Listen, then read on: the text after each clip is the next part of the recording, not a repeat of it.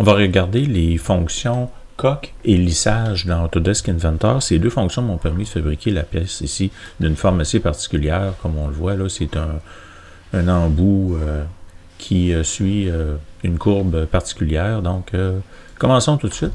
Allons dessiner la première pièce.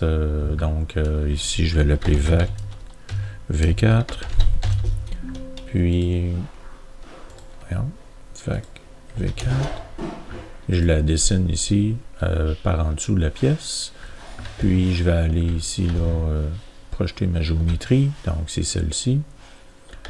Je vais ensuite aller chercher mon petit cercle intérieur ici. Donc, j'ai projeté ma géométrie. Puis celle-ci, c'est comme c'est une ligne de construction. Je ne vais pas l'utiliser. Je la définis comme telle. Puis finalement, je vais aller dessiner ici à 0,2 mm à l'intérieur une seconde ligne qui, elle, est une ligne contour. Donc, pourquoi j'ai fait ça? C'est parce que je vais faire ma fonction de lissage. Et pour ça, ça ne me prend qu'un seul cercle. Donc, ça, c'est super important de le savoir. Ensuite, pour la fonction de lissage, en fait, minimalement, c'est deux. Le départ et l'arrivée. Donc, l'arrivée, moi, je la veux à peu près à la hauteur ici là, de mon outil. Donc, je vais me faire un décalé d'un plan. Donc, pour décaler mon plan, je vais terminer mon esquisse, dire ici dans le menu décaler d'un plan. Puis, je vais décaler du premier plan ici, là, de 65 mm. Là, je vais vérifier tout à l'heure. J'arrive au bon endroit ici, comme on le voit. Donc, à 65 mm d'écart, je veux avoir une nouvelle forme pour que la pièce puisse se construire. Donc, pour ça, ici, je vais me dessiner une nouvelle esquisse. Puis, je vais aller m'accrocher sur, encore une fois, ma géométrie, je l'avais en construction. Je vais venir m'accrocher ici. Tiens. Ouais, ici, ça m'apparaît bien. Puis, je vais dessiner ma géométrie souhaitée. Donc, j'enlève ma fonction de construction. Cette fois-ci, c'est une ligne pleine que je désire dessiner. Donc, ici, puis ici, ou même décaler de, disons, 10 mm. Je m'étais dessiné deux cercles ici pour faire ma forme, que j'ai mis tangent. Comme ça. Puis ensuite, j'ai dit que mes cercles étaient alignés un par rapport à l'autre. Comme ça. Ouais, ok, je l'ai fait deux fois.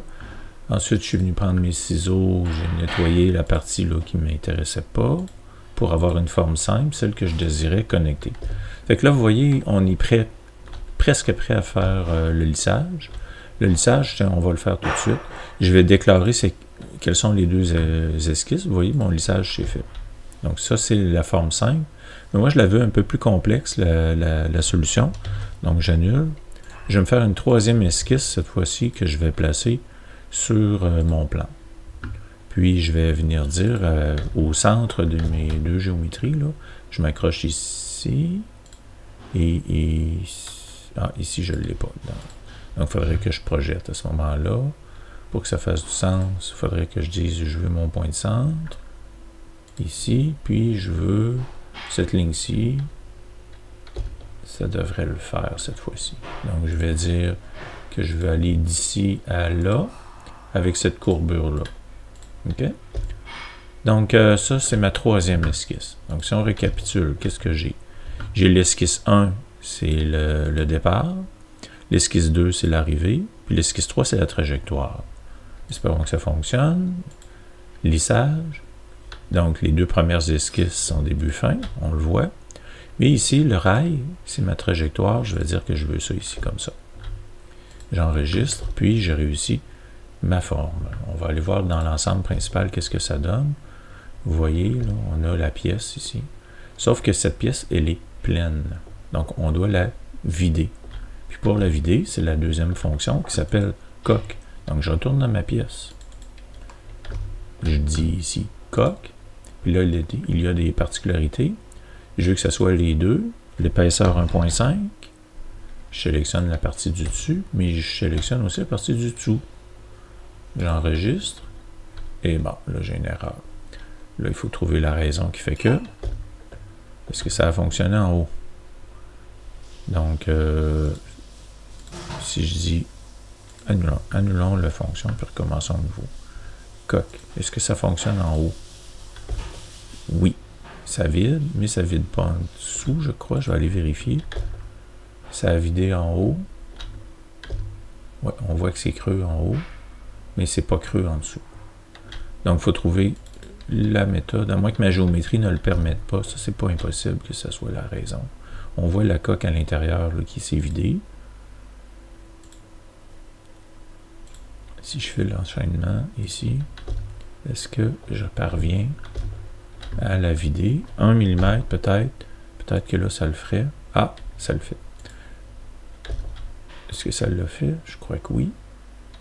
Ouais. OK. Vous voyez, donc, le problème, c'était lié à la forme. Là. Donc, si la géométrie n'est pas compatible, on ne peut pas vider complètement. Donc, ici, il aurait fallu que j'agrandisse cette géométrie-là avec l'épaisseur de paroi que je désirais. Donc, si je fais le retour, ben, on voit ici là, que la solution est fonctionnelle. C'est comme ça qu'on arrive au résultat. Donc, lissage et coque. Bon défi tout le monde.